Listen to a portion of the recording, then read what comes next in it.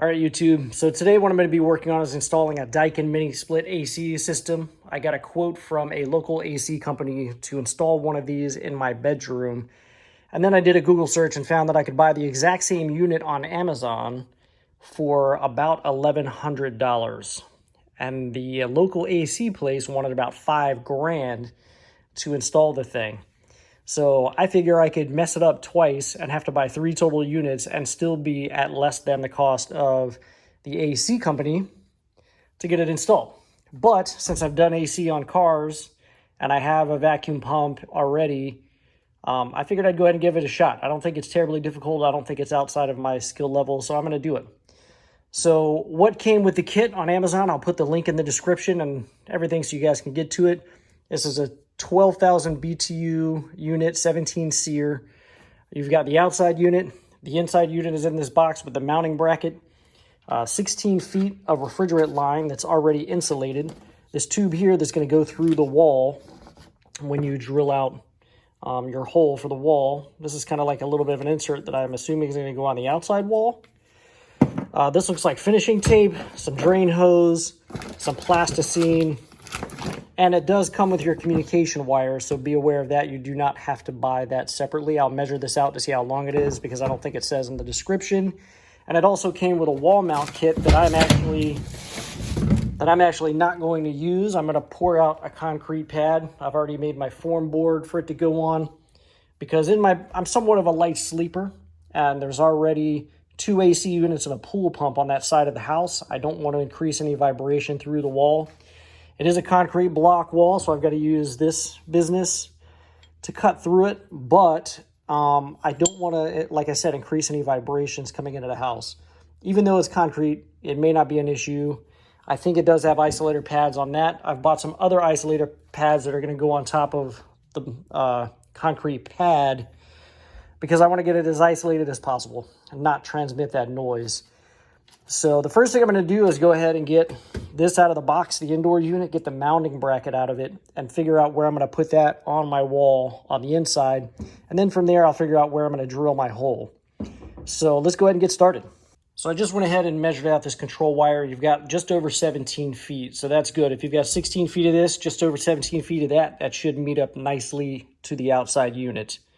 So you've got your indoor unit unpacked, you've got it inside the room where you want to install it, and the first thing you want to do is go ahead and remove your wall mounting bracket. So this is going to need to go into some of the studs. It says to get at least 5 anchor points for this model. This is a 12,000 BTU model.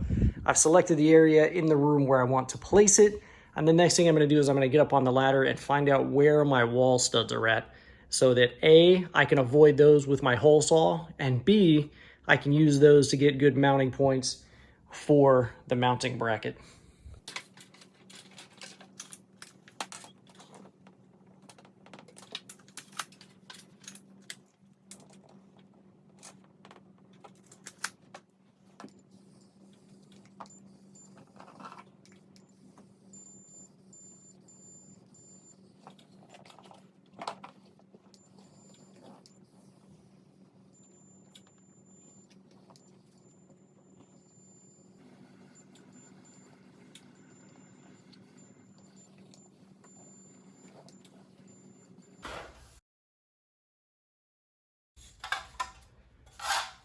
Okay, so once you've found your wall studs, you definitely want to look at where your minimum height would need to be, or your minimum distance away from the ceiling and your minimum distance away from a side wall.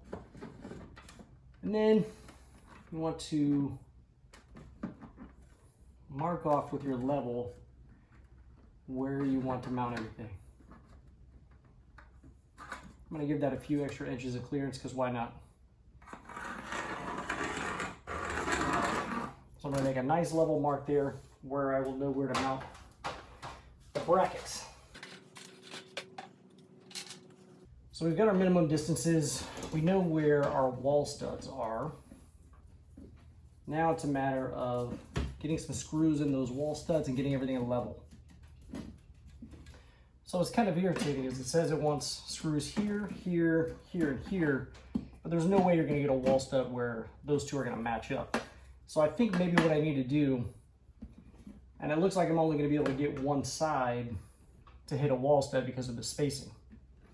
I would rather use these, but I understand why they're saying to use these because they're right at where the indoor unit is going to hang off of it. So you definitely want to get that sturdy, but it's not typical wall stud spacing, which is irritating.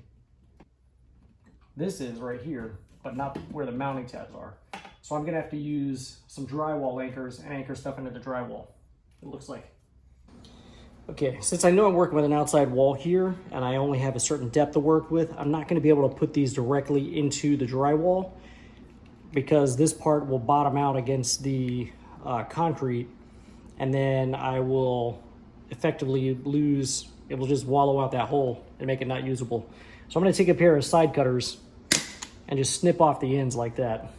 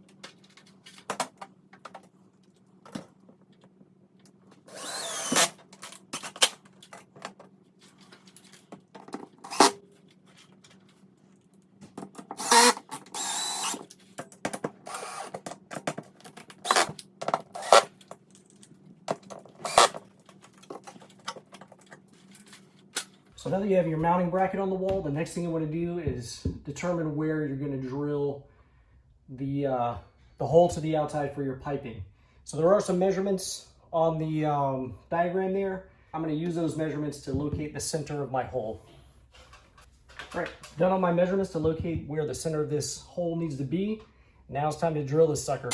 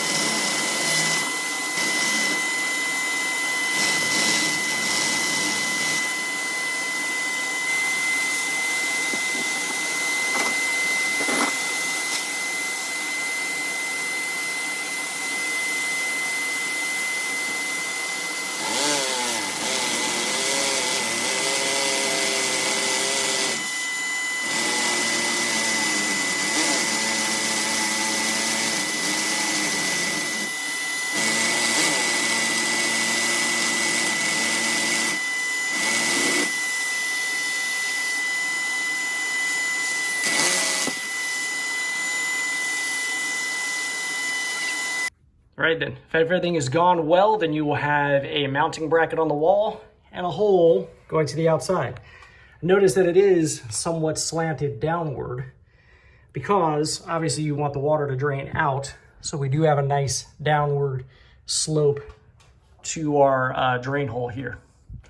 The next thing I'm going to do is go ahead and put the little sleeve in there for the refrigerant lines and everything to run through. And then I'm going to go ahead and kind of fish everything through there, fish the conduit wire through there, and then go ahead and hang this indoor unit and push the refrigerant lines through the hole.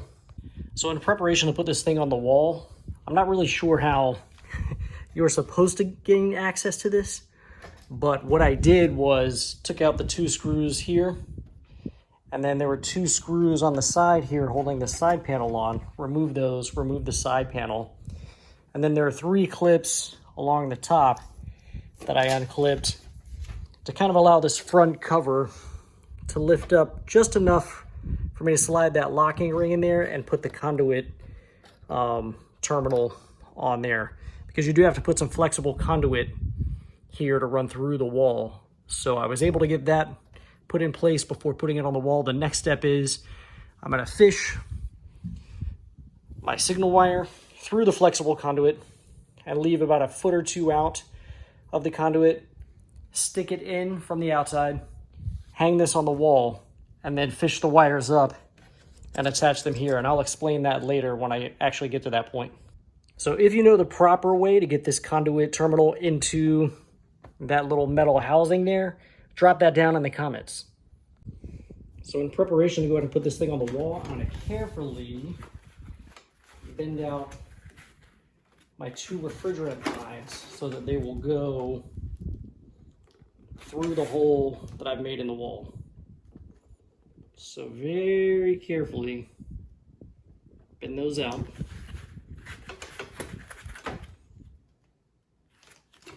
And then get your drain tube ready to go as well.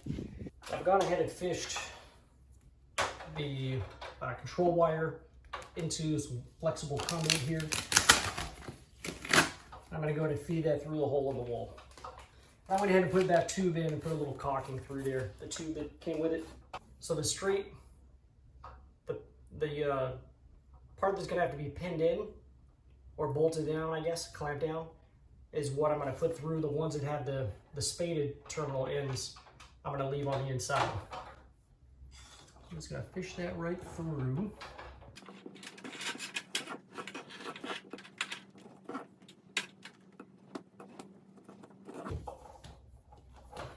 And I didn't let my caulking dry completely yet. And it's starting to move. I got it.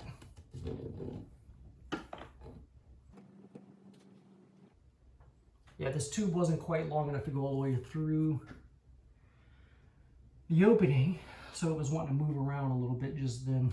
But I think we're okay. The caulking seems to be holding pretty good, even though it did move a little.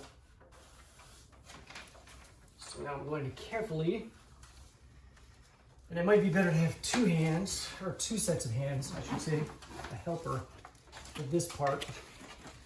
But what you're going to do is fish your refrigerant lines and your drain tube through the hole.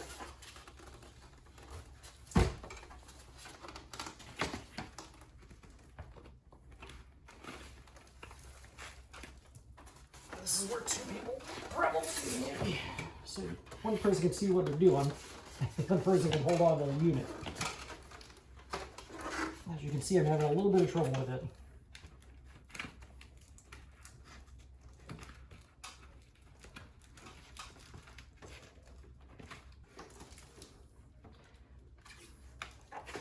So far, so good, it looks like. I think we're pretty much through. Let's see if we get this thing hung up.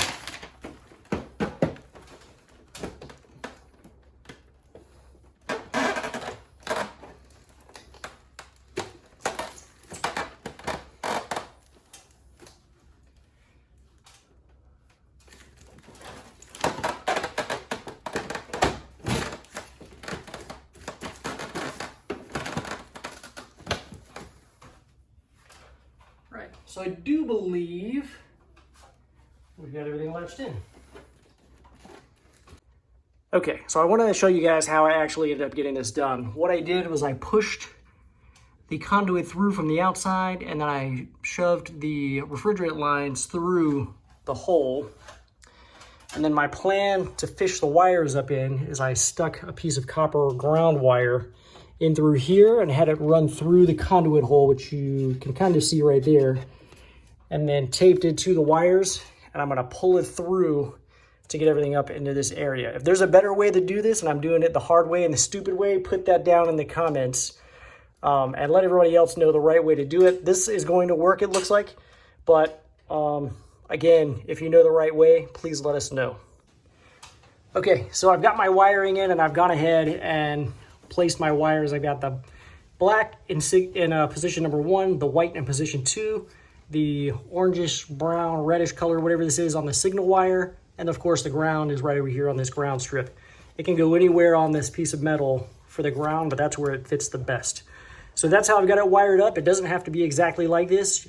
What you have to do is just make sure that whatever color coding you have on this matches the outside, because you don't want to mix up any of your wires and cause a short or anything. So I'm going to go ahead and button up this inside unit and I'll be done with this part. All right, so after messing around with the tubing a little bit, this is what I've got on the wall on the inside. You can see it actually doesn't look too bad on the wall. It's not too intrusive or anything like that, but there we go. Inside unit is accomplished. Let's go ahead and see what we've got on the outside. Okay, so around the outside of the house, this is what we have right here. I've got my connections coming out of the wall, and I've put some spray foam in there to kind of seal everything up. And I've just got my wiring just kind of hanging at this point. So what I'm going to work on next is I've actually poured a little concrete pad here because I did not want to connect that to the wall. I don't want the vibration coming through. Obviously, that's my master bedroom right there. And I didn't want the vibration coming through the wall, even though it's block. I'm kind of a light sleeper and stuff like that will drive me crazy. So I've poured a little concrete pad here, not very big, just a few inches larger than the outdoor unit itself so that it will fit. And I'll have a little bit of float room front to back, side to side. And I'm gonna go ahead and put my wiring just kind of right here on the wall. Everyone, if you enjoyed today's video, I would invite you to go ahead and hit the subscribe button down below right there on the right-hand corner. And if you felt that the products in today's video is something you might like to own yourself, there's a product link right up there to the right, upper right-hand corner, or down in the description will be a product link for you to purchase the product as well. Thank you very much for watching YouTube.